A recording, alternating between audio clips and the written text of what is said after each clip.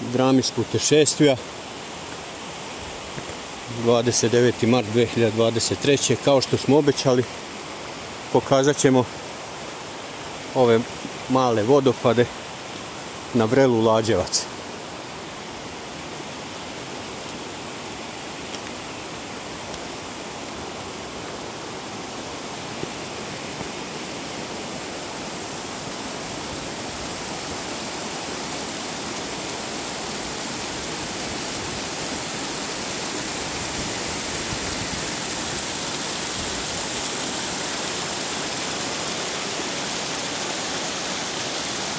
Evo vidite kako to izgleda.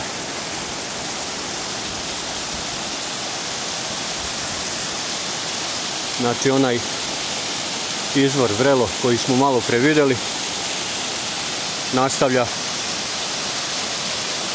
kroz ove vodopade i dalje se sliva u reku Raču koja evo dole protiče, vidi se.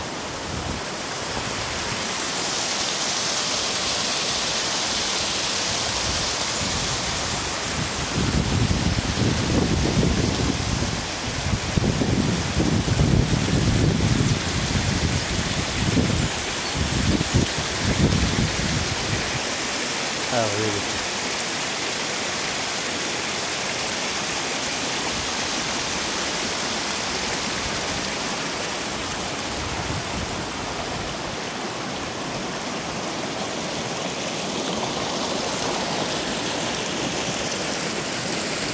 I dole eno je reka Rača.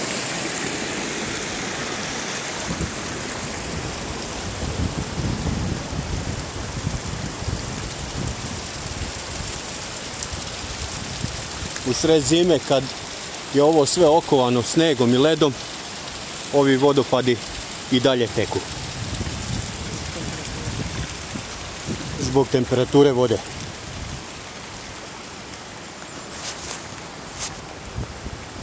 Evo o čemu sam malo pre pričao. Zimus je palo ovo drvo i evo kako je oštetilo ovu ogradu.